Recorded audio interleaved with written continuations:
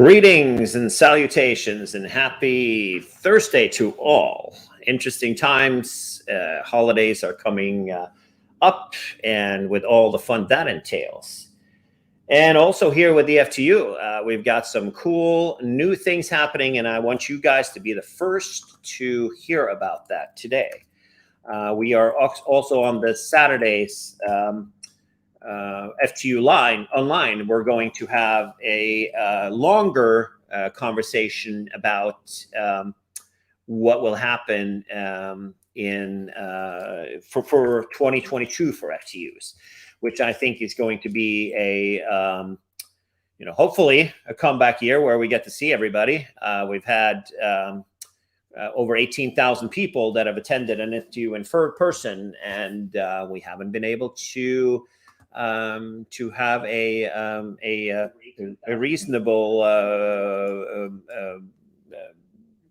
event other than Dallas. We had a Dallas in September of this year where we brought some of you together, but there was literally 2 people, and it was full house ish of other types of folks. But at the end of the day, we're looking forward to see all our fans and everybody, and I think that's going to be the important thing for us.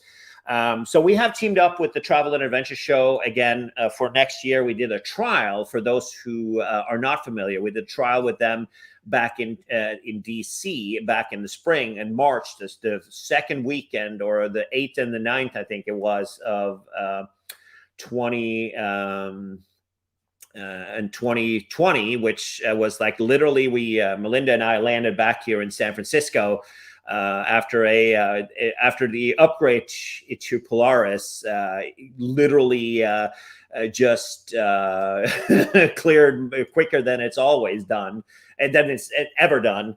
And that was the end of it. So next year, we have found a format, and I'm going to try and explain a little bit about that today of how it's going to be. We'll talk a little bit more about that on Saturday for those who are joining us then. But for those who don't know the Travel and Adventure Show, it is the largest travel show in America. And what we've done is to try to find a balance of getting new people to come to our hobby instead of it's new people to come to our hobby, and then also instead of them going online and communicating online, we want to try to get people more engaged in the hobby. That's why we have close to 40 courses now on the FTU portal, and most of you watching here who have been fans for a long time have never had the need to chat to learn about looking at courses online. You guys know more than I do. Which doesn't take much, but at the end of the day, it's an interesting. What we need in our hobby is not people to go to Flyer Talk and not to go to all of these Facebook groups. We need people to come and be engaged in the hobby directly with us. And when we get them in face to face, that's the best way of doing it. And so the Travel and Adventure Show has. They have for this coming year, they got 9 shows coming. They've won the contract for the old New York Times travel show. Is now a Travel and Adventure Show, and it's going to happen again in the last weekend of January, the 28th to the 30th, and we will have an FTU stage there. For the other 3 events that we're having, Chicago, Washington, D.C., and L.A., are the other ones. Chicago, September 5th and 6th, Washington, D.C., February 26th and 27th, and L.A. for March 12th and 13th. Those are the combined ones where we have a separate conference room area where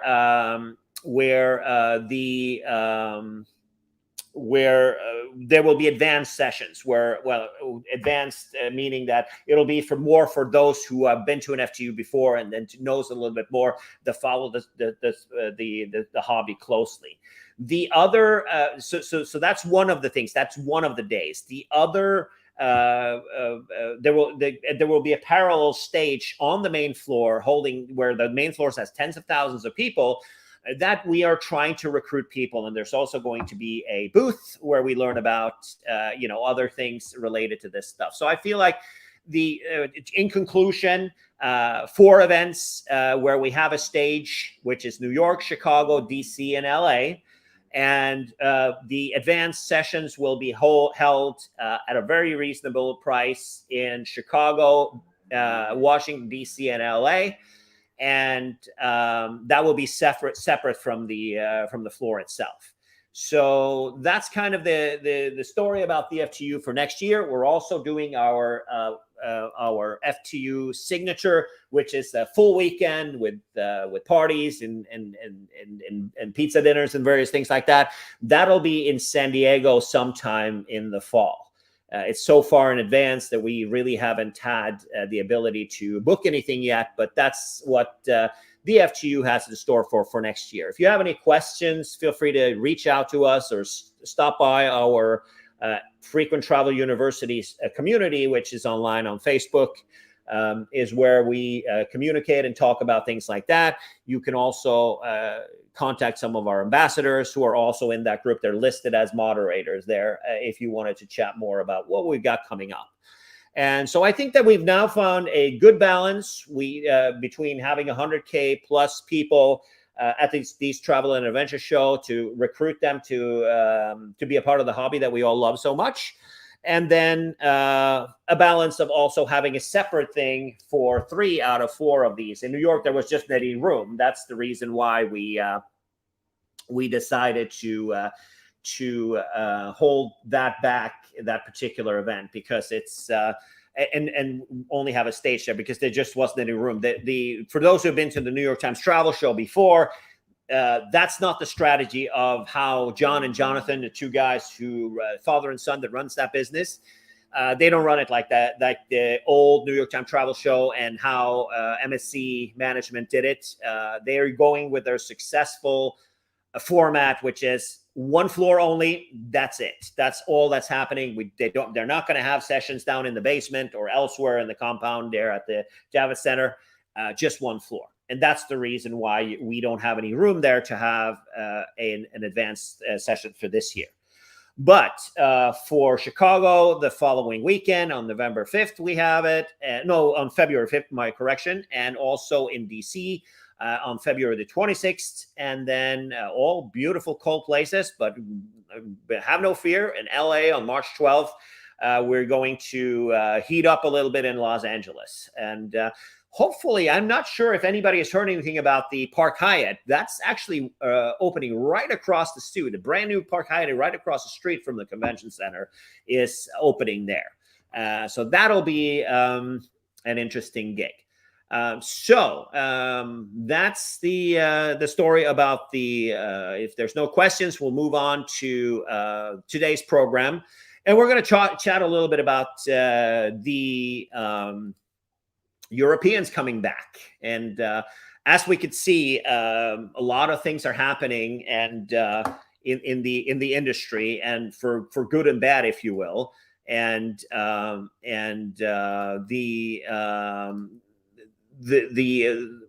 many of us have been traveling a little bit. I wouldn't say that I've been traveling a lot. There's a lot of people that are traveling a lot more than I do. But these restrictions, keeping track of all that and going to a pharmacy in France or going online, that's changing, whatever. We're going to Italy after, all that kind of stuff. And it's just been a very difficult thing. But for us, we've been able to sneak out and do Europe for a while as long as we can handle all of the changes and restrictions. But the Europeans, they've been shut out for a long time. And that's been a thing that we've seen that's obviously cost the European the U.S. tourism industry, billions and billions of dollars. Of course, the demand has gone up a little bit domestically, but we're seeing some traction somewhere. But at the end of the day, the traction we're seeing for demand inside of the U.S., now fall is here, back to school and things like that. But looking at it this week, we're seeing that flights are taking off from. There was this cool simultaneous takeoff with Virgin Atlantic and British Airways from Heathrow here on earlier this week, and hopefully that will take it. I mean, I see that the New York Times and everybody are talking about the cases of coronavirus cases in the UK, and how that there is a trend going upwards. At the end of the day, everybody that comes here has to be vaccinated, and that's kind of the gig. So I feel like you looking at the curve now to what it was, it's, compared to what we have here, it's not a big deal. Of course, this one is the complete curve, and the last 90 days, it's kind of on the downward curve now. So I feel like, we're going to have to just, see how it goes. I honestly, there are some alarming numbers and things coming in from Eastern Europe, but it's like really compared to here, we're the worst. So I think that as long as everybody that comes here to go on vacation are going to be in a are all vaccinated, so it's not an issue. But I do think that it's cool to see. We see a lot of happy people traveling back to the U.S. this week. I think that's awesome, and I love that we're finally getting some positivity here that we haven't seen in a long time. We're getting some visitors. We're getting some impulses. We need to get away from the negativity and all of the issues we're seeing out there, destroying people's lives and families by all this bickering and arguing. I think that this is going to be great. I'm very happy that the Europeans are here. Friends and families can visit. We have some obviously major restrictions happening if you're going to Europe still. Just keep a track on that. I mean, we're going to Europe. We have a conference. We have the Loyalty Summit in London coming next week on the 18th at the Mayfair Hotel. And I'm flying in. I'm flying from LA on Tuesday. And then I'm got a test. I don't even know how I'm going to do that in order to get back again. So interesting stuff, but we'll see what happens. Getting my booster actually right after this, I'm getting my third shot. So and then we're going over again for celebrating my 50th birthday in Paris, and that comes with from what I've heard now so far. I don't know if anybody has a comment on that, but I've heard that it includes that you have to go to a pharmacy, pay 35 euros, and to get and bring your vaccine card there in order to get into restaurants. So it'll be interesting to see. But, I'm very happy. The New York Times article earlier this week saw a lot of excitement of welcoming back our friends in Europe over to the U.S. again. And that's a major step for us into moving into normalcy. Speaking we're going to talk a little bit about traveling overseas with pets. And we're also going to talk a little bit about that credit card, since Jamie bailed on his last minute today. I don't know how much Marty knows about the new Capital One card. Hi, Shalom, Tel Aviv. How are we? Shalom from Tel Aviv. I didn't actually apply for that Capital One card myself, but I am going to be an authorized user on it. So It did sound like a pretty appealing offer. So yeah, I actually plugged it in yesterday myself, and I was actually approved. They gave me at the lovely rate of $20,000 credit limit and 24% interest. Can't shake a stick at that, which means which we couldn't. That's not a testament to if you're going to play this game, pay it off every month, or the mafia is going to get you, because that's what we're talking about rate wise here. So. Do we call it the VIG, or do we call it when it's that high, or do we call it interest rate? Well, I mean, I moved to Tel Aviv from Las Vegas. That's not even that high of a VIG, That's coming from a state with no usury laws, so you'll have payday loan places at 500% annual interest, 1,000% annual interest. Craziness. Right. Yeah, no kidding. That's the gig. So I see you've got who you got? You got 2 dogs, don't you? Yeah, so I'll just adjust that down. You've got That's your groin right there. Yes. Oh, yes, there yes, they are. there they are. That's the little one is the Milo, and the big Right. one is the Hugo. Right. And how are your cats doing, Tommy? Well, Tommy's Today is a drinking. major day. It's Mhm. as you know, or not everybody knows that, but they both of them are FIP cats, which means that they had a fatal disease that is now because of a drug that's a trial from UC Davis that you can buy, which is very close to remdesivir. This today is so Huck is strong as an ox. He was done last year. His clear day was December 25th. His observation was done, and he was giving a clean bill of health. Polly's day is today. She Oh, started in Mazel May tov. and 80. Yeah, no kidding. So she's taking a nap. She's got a little bit low neutrophils. Her immune system is not 100% yet. So, but the FIP is definitely gone. So we're keeping an eye on her, and she doesn't have a very good immune system, probably because of the meds. So we're gonna have to see. They're not going anywhere though, so Yeah. that's the good thing. But you are traveling with your dogs. You've had them hop a couple of times, and I know Traeger also. He's been traveling with his pooch as well. So what's the story out there? So, I relocated with my now wife from Las Vegas to Tel Aviv in December, and we flew over with our puppies. Muscle But tell like on that. you, I heard that there was a wedding in Vegas, and that it was a good time. yes, so there was a re-wedding, as one might say. Re-wedding, yeah, there you go. We had a tiny backyard wedding back in October of last year, and on our 1-year anniversary, we had the grand fiesta with Right, the grand 150 fiesta. people and everything else. And as part of that, we were Right, coming to America not just for that, but there were 2 other weddings we are going to attend to, some business to attend to. right, So it meant a 6-week trip, and these little guys are part of our family. So to leave them behind for 6 weeks, right. well, that just wasn't a viable option. No kidding. Now, I normally actually had bought us tickets on Tommy's favorite airline. Ah, okay. Yeah, so American launched service to Tel Aviv after a little hiatus since they left the market. Right. And they had attractive fares. They had a $500 round trip. Actually, it was even less than that using American Express Platinum. It was about $490 round trip to go from Wow. Tel Aviv to LA, which is amazing. Mm-hmm. But ever since United got accused of killing puppies, American no longer allows dogs on their transatlantic flights. Right. You can only do them underneath.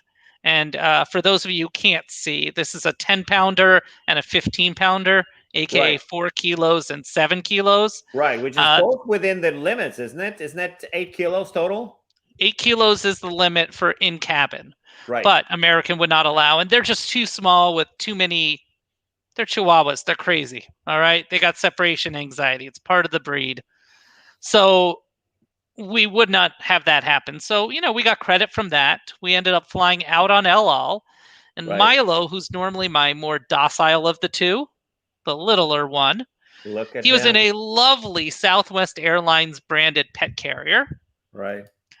And we were sitting in premium economy. It was great. There was an empty middle seat between us. Just, having a nice old 14-hour flight from Tel Aviv to Los Angeles. Mm-hmm. And we're about 5 hours in and, finally dozing off. And then suddenly somebody gets out of his cage, brushes up against my leg, which wakes me up, jumps up on my lap. And I'm like, what are you doing, buddy? How did you do this? So this little guy had gotten out. So, I wake up my wife to have her put him away because that's funny. Oh yeah. And then, 20 minutes later, he jumps up on my lap again. We're fast asleep again. At which point in time, I wake my wife, and she is furious at me for waking her. And I'm, of course, accusing her of not putting him back in the cage right. Or the soft-sided Southwest Airlines dog carrier. So she's furious. I just have her hand me the dog carrier. And of course, this little guy had decided to chew his way out of the mesh. Good. So I feel that little 10-pounder who doesn't like to chew even on bones, Right. chewed his way out of his dog carrier. So that made for a fun adventure. Sounds like fun. Well, yeah. I think that maybe what was the cost? $125 per dog per flight? Exactly. One per dog. So very reasonable. The unfortunate part was we got to LA, we needed to get from LA to Vegas, which was the ultimate destination. Right. And since Tel Aviv, Vegas has been COVID suspended, right, we had to fly on Stinkaroo Airlines, which was its own bit of a mess because they forgot to check us in before the flight closed. There we you had to go. pay a second set of pet fees. And instead of going direct from LA to Vegas as we had booked, because the lovely agent forgot to check the humans in when she checked in the dogs, we got to go from LA to Phoenix to Vegas. Wow, an extra flight. That's amazing. An extra flight. And I'm sure they took care of you and gave you tons of compensation and were very apologetic about it. This is American Airlines. Yeah. Yeah. So are you going to keep doing that? Are we? So how do you feel it? So I'm reading. So I'm not going to lie to you. Every time I see a dog out there, it warms my heart. I love seeing dogs on planes. I love seeing them at the airport.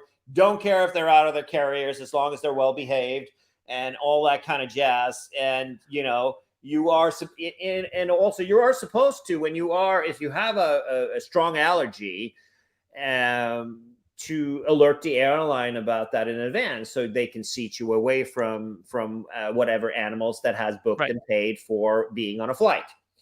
And it seems like, we've seen in some of these groups on social media that people hate having animals on board and they don't think that they belong, which I find kind of comical because there's a lot of people who will have them as part of their family.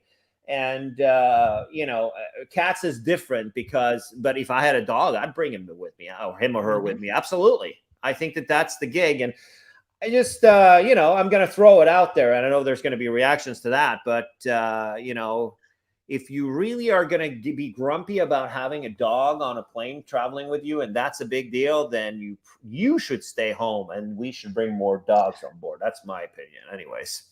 So I'll throw a hiss right back at you to quote probably one of the biggest people who are advocating against cats and dogs on planes, a mutual friend of ours. They're part of the family.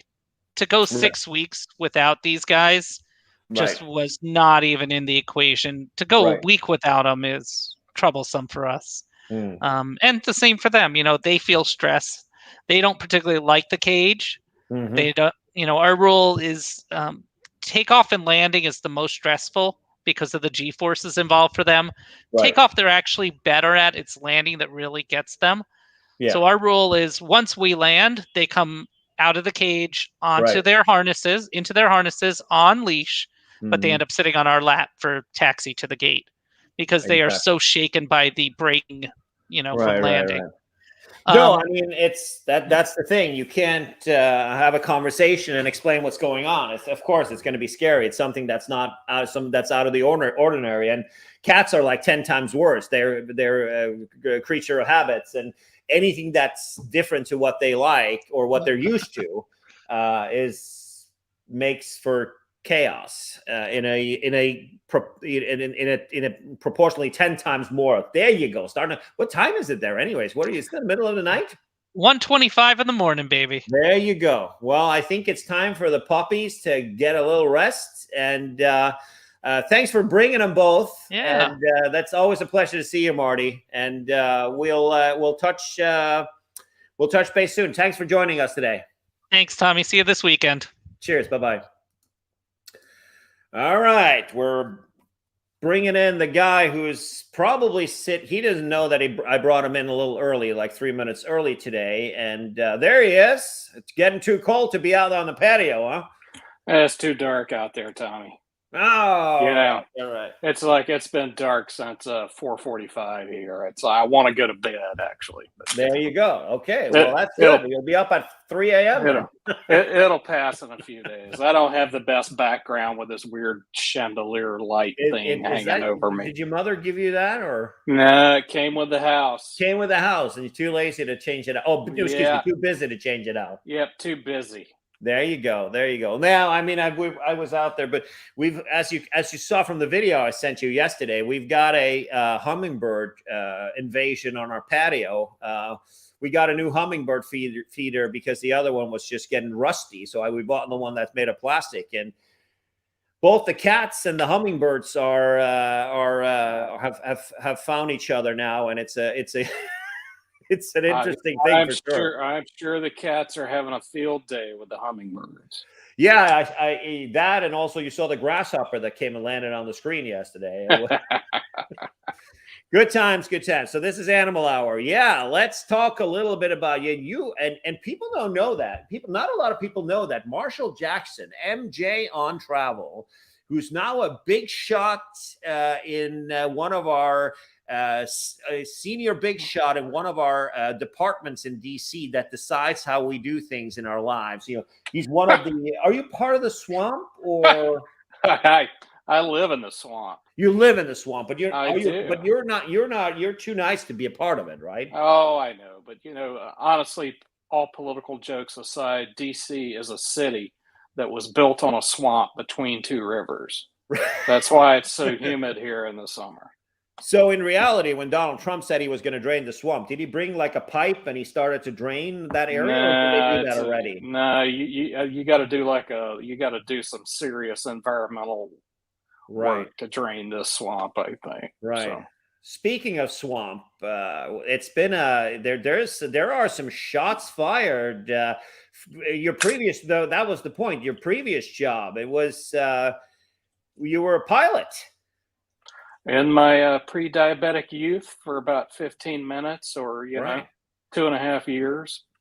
So, and we're now, we've got this reporting back today that the unions are warning pilots not to come and work for American Airlines. I saw that. Interesting. That's it's funny how, contract negotiations and things going on generate angst. Yeah, no, I had an interesting debate yesterday with one of the jackass in one of these executive platinum groups. There's so many of them. But I was stupid enough to poke my head there in the morning, and it was like, "Oh, you should get the man, go get him for everything he's worth. You should take advantage of the situation." I was like, the leverage here, I got things in my fridge that expires before this leverage is over. Because we're talking about American Airlines trying to pull a fast one here. That's what they're doing, right? They didn't hire enough people back. They wanted to see if they could squeeze by. And it's not just them. You're not seeing United or American or Delta kind of do the same to the same extent. They've had some smaller meltdowns, and there have been other things happening with that. But at the end of the day, we aren't seeing that much problems there. But we're seeing, as case in point, I showed you this morning. What did I wake up to? I woke up to our return nonstop from 9 a.m. from Paris to San Francisco. United had a nonstop flight. They not only did they cancel the day that we were on the flight, they canceled the entire freaking series. All the winter well, I didn't check the whole winter, but a week front and back, it was the daily, and it was just gone. And figured out, we've done you a favor. We kicked your upgrades in the ball and took care of making sure that you didn't get that. And we also are sending you through Newark, adding about 7 hours to your whole trip. So they're doing you a favor by getting you. They are. Yeah, the lady, she was not sorry, but it was.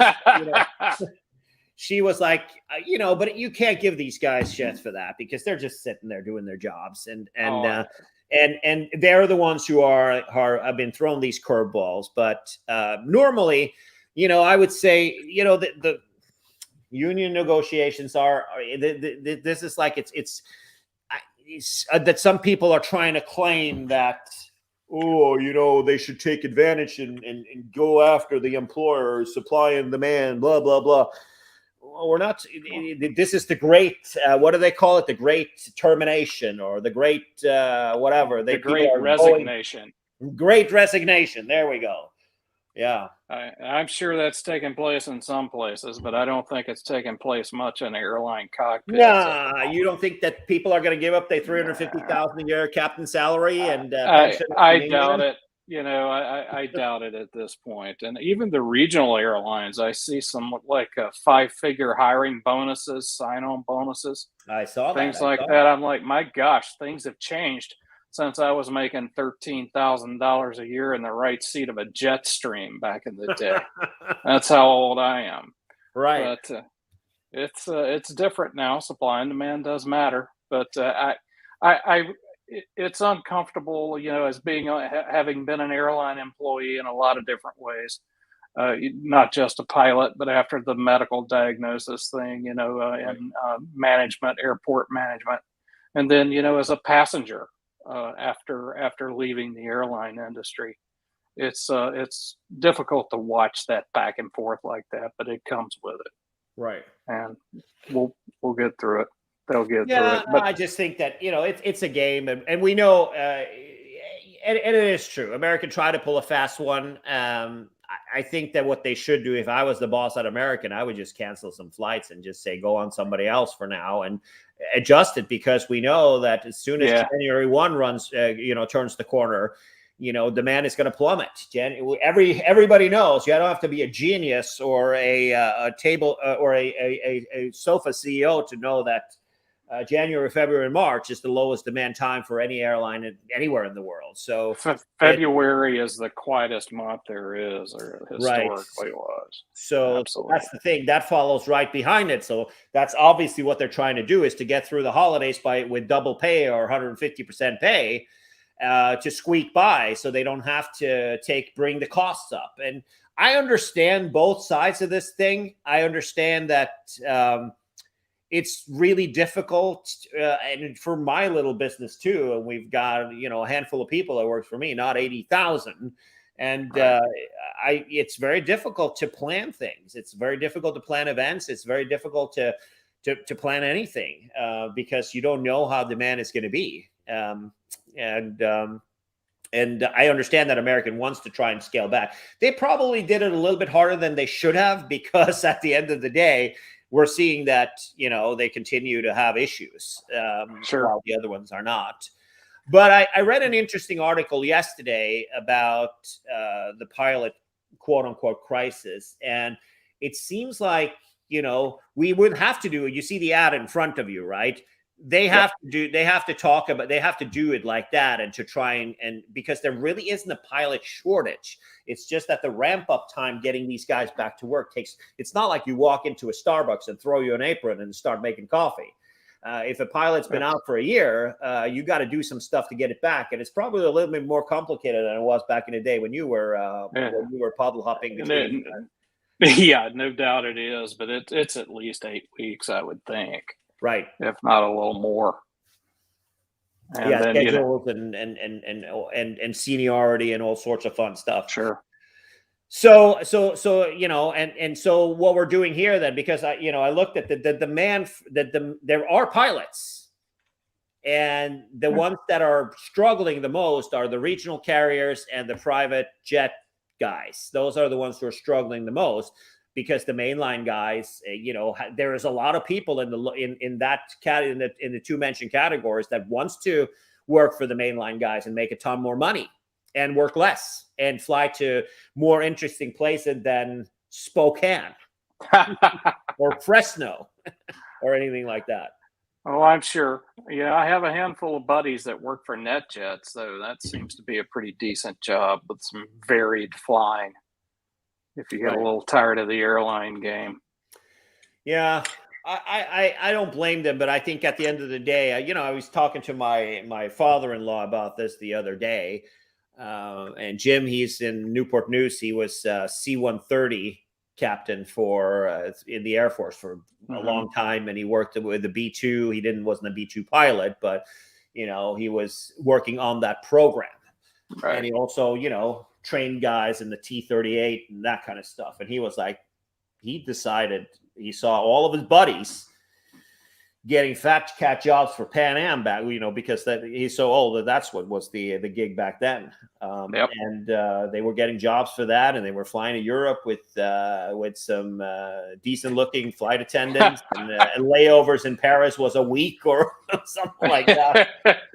And he didn't want to, though. He opted to skip it. He said it was just too boring. He wouldn't like it. I've heard more than one person tell me that, especially a military type pilot, fighter jet sort. They've found other jobs elsewhere, other kinds of flying jobs they think are a little more exciting. Yeah, no kidding. Well, no, he decided to work in projects and that kind of stuff. And he stayed in for a long time in the military rather than hopping on one of those high paying jobs. And I think he was happier back then, but when we're looking at the pensions that they have compared to what he has, he's obviously I don't know. I don't know if it's worth sucking up for a few years and then live like a king when you're done, or be happy until the day you retire and turn in your Colonel Birdie, and then have a little bit less money than when you're done. I'll tell you a little short story and then we'll go on, I promise. But about just before the pandemic, the FAA started issuing medicals class 2 and 1 to insulin dependent diabetics like I am, and some of the folks that have seen me before know that's what happened to me. But I actually had a halfway serious conversation with somebody at an airline about the logistics of getting me not just current but proficient again and going back. Mm-hmm. And after a good talk, I finally decided that if I were 30 or 40 and not 51 now, the math might work. But I decided I'm really not in the mood to go sit right seat on an Embraer with some 24-year-old captain I probably don't like. It was a nice thought for about 10 minutes, but that was it. No, I don't think I blame you, to be honest with you. And it also has to do, you started building a career and Sure. And especially the field that you're in, and you're also now so senior. You're like the big guy, you're the big guy that the Boeing CEO is scared of, right? I doubt that. I'm the big guy, all right. I barely fit in my pants anymore, but that's okay. Not being so modest. No, I think that it's important that when you stroll down a career, it's kind of tough going back. I mean, I've been personally myself, being a professional, I had a professional job and did really well up until 2013, where I decided to be a full-time goofball. And do I miss it? I don't know. I think that but right now I see all of my colleagues get to walk around in their underpants all day when they're home anyway. So I guess that was like a common thing that everybody gets to do now. Even when you work for the government, you don't have to show up in the office as much anymore. I occasionally show up. You do, huh? I do. There you go. Well, you got your new boss there. What's his name? The little guy from Indiana, Mayor Pete. Secretary Pete. Has he been by your office? He's not been by the office, no. Right. But I did see him walking by one of the bars in the neighborhood. This is months ago, on his way out to have dinner. There you go. Well, he just had a couple of kids, so bless him for that. I bet he's going to be busy the next few months. All right. So, what else are we going to talk about today? It's been a quiet week in some ways, but in other ways, I don't want to pick on American, but the retirement of the shuttle product caught my eye. The space shuttle? Yeah. Yeah. See, my reaction was the same. I was like, oh, they still have the shuttle products? I didn't know. Well, they have as that movie, whatever movie that was, they have a military shuttle, right? That was Oh, Sonny the cat's here, by the way. There he goes. Right. So Yeah. So what shuttle is that? That's the Between American the shuttle. Boston to and Yeah, DC to New York to Boston. Interesting. Yeah. So there's no LaGuardia Reagan anymore? Well, there'll be LaGuardia Reagan. They're just not branding it shuttle anymore. It's just flying. It's kind of the end the whole of an gig era. there was to have a good frequency, though, right? Yeah, I think they've still probably got okay frequency, but they're just not branding it shuttle anymore. I'm a little sad about it because I'm an airline geek. Right. It probably doesn't make any difference to anybody else but me. Right. Maybe Joe Brancatelli. I was just reading him. He was talking about that. Well, you got him away from politics for a minute. That's pretty cool. He's been out there for a while. All right. So they're gonna just, what is it, 737s or just Eagle? Envoy. Sorry. It's a little. It may be a mix of both. I didn't look at what the schedule is now. When they retired their E190s, right, the mainline thing, it used to be the A320s back in the day when it was U.S. Airways shuttle. I remember for a while. Yeah, even had its own subfleet with all coach seating, right, and specifically branded shuttle. Even painted the word shuttle on the side, right? No doubt, but.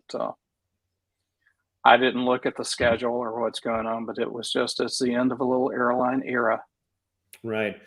Yeah. I mean, there's been the history of that has been interesting. I mean, they had Delta obviously doing their thing still, and U.S. Airways was pretty strong. I mean, they were the ones with high frequency there. And then Trump, didn't he do something there as well?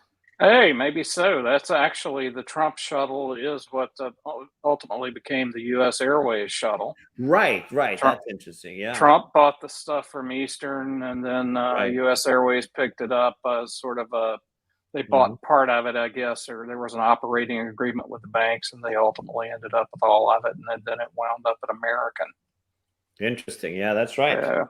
That was way before my time, but at the end of the day, I see the concept, but I think that what we should do is to have an hour and a half rail between those cities instead. You better believe it. And get from city to city without any hassle. That's, you sit down, you have a thing without doing the stuff and the security and all that other junk. It's that we don't have a proper, so what did they come up with a new Acela and it goes like 1 mile an hour faster. I think I heard, they're going to pick up a couple of miles per hour with the new train sets, but I'll see how the current ones are doing in a few weeks because I'm taking my mother to New York, and she asked me, well, we're going to have to fly to New York, and I said, no, that is not what we do, Mother.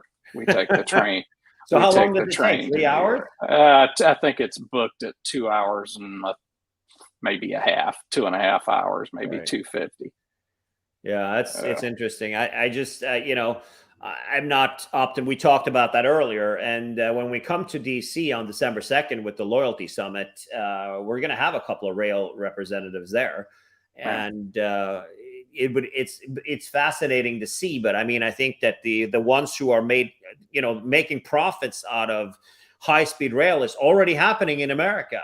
The law firms are cleaning out. In Texas, there's like 150 lawsuits happening, and in California, it's the same. Angry farmers, you're going to bring your train into my yard or my freedom and all that stuff. And it's just unbelievable how much resistance that there is, and all based on what the car industry or the oil industry has been pumping out into people's minds about driving everywhere. Here are my thoughts on trains and high-speed rail, and we will never have a European-style high-speed rail network in this country. We really don't need one. But we have regional applications where high-speed rail makes perfect sense and should be a focus of somebody. And I think LA to San Francisco is one of those. Obviously, Boston to New York to DC is another. Perhaps down in Florida, Virgin Rail's got something going down there, Brightline or whatever it's called. It's not high speed per se, but I think there are regional markets where it makes sense. And I know there's the Texas project as well. Right. The Texas project is the one that's most interesting, I think. And I think that it's ironic. Well, people are giving, or people are ragging on Texas, and I'm ragging on Texas because of all the politicians that kind of run the state. But the cities, Dallas and Houston and Austin, they're on top of things. I mean, they're pumping to get this going. Obviously the problem of lawsuits and permits and all sorts of stuff and politics, that's what's stopping that project or has delayed that project. But I think that it would be ironic if Texas comes out with the first, right? It very well would be ironic, and I could almost see that happening. Right, it'll be the N700, which is a really comfortable ride, the one that goes between Tokyo and Osaka and Kyoto. That's the one we're talking about here, the fastest one of those Shinkansens, and it's we're talking 230, 240 miles an hour. Sure. So that means that there is no way that you can, flying between the two cities is the only reason why you should fly, is if you have a connection somewhere. Sure. But at the end of the day, that I think that's there are some markets. There's a lot going on, but it's just such a shame that the Americans that we're getting known for fighting tooth and nail to have a wave that has zero emissions to take people from A to B. And you talked about Brightline, and Brightline is going to be in DC. I think I'm really happy that they've raised so much money, and they're doing but they're diesel locomotives, right? Yeah. So it's not electrified, and that obviously doesn't help at all. But and like you said, also they're not very fast. They're pretty fast for some. They do go 130 miles an hour for the infrastructure that they own themselves. Mm-hmm. And that's but besides that, it's ding ding ding ding. Guys are hello, the crossing grades and whatever. There goes the 2 o'clock to Tampa.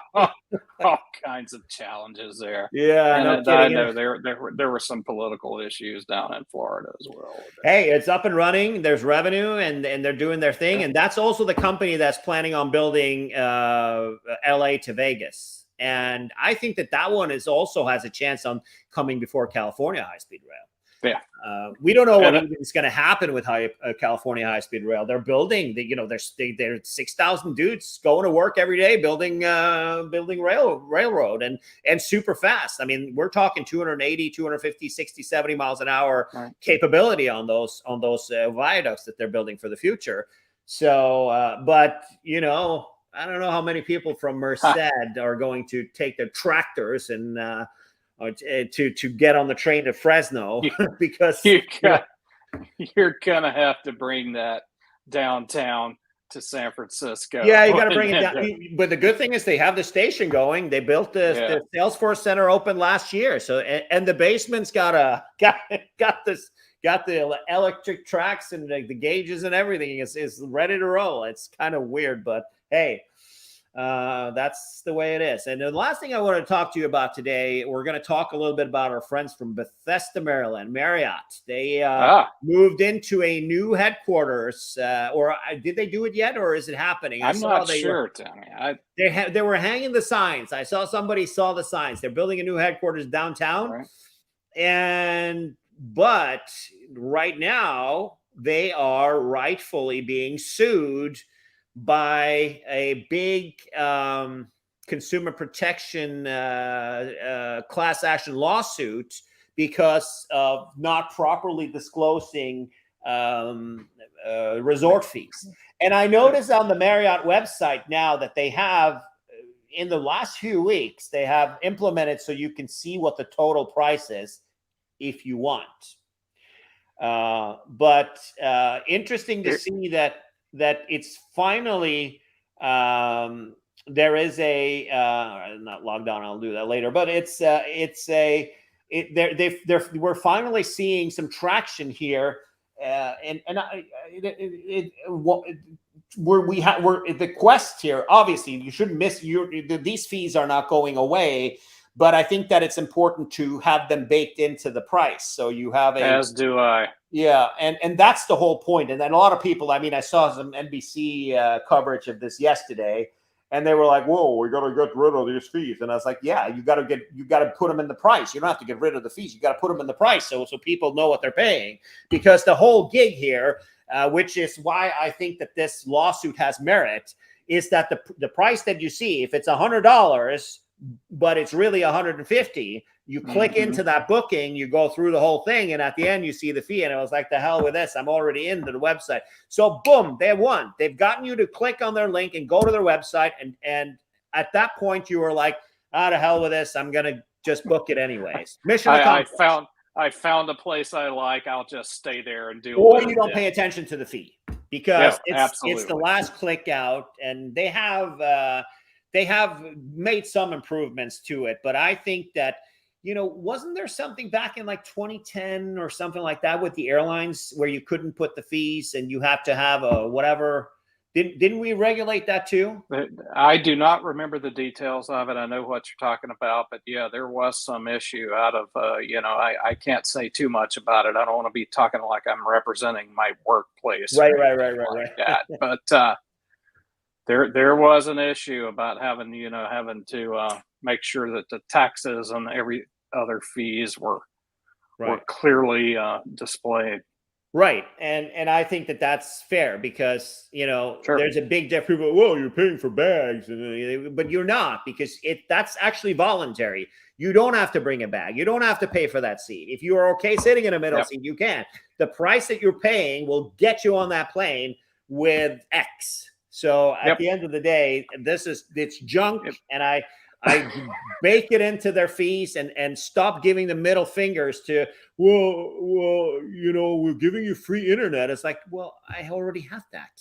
I have free internet. Exactly. I've earned that when I've stayed thousands of nights with you guys. I earned those things. And you get to use local calls. It's like, yeah, because I'm going to use your German-fested phone to call the local because I can remember the last time I picked up a freaking phone in a hotel room. Yeah. It has to be at least a decade for crying out loud. And then the coupon book, you get to get a discount on renting a bike. Well, I'm here for a meeting, so not seeing that happening. So I'll ride the bike in the gym.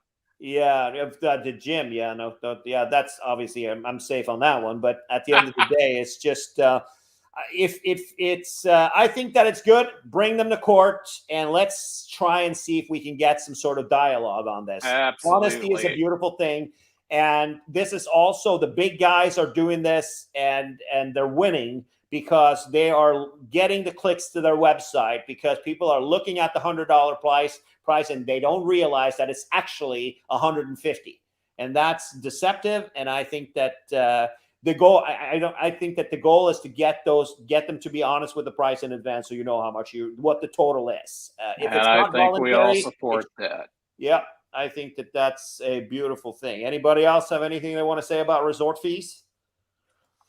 Resort we missed fees you are guys. bad. I can't see who wrote that, but I miss everybody too. So we're hopefully going to be able to see you guys. We'll see you online on Saturday for the FTU online for sure.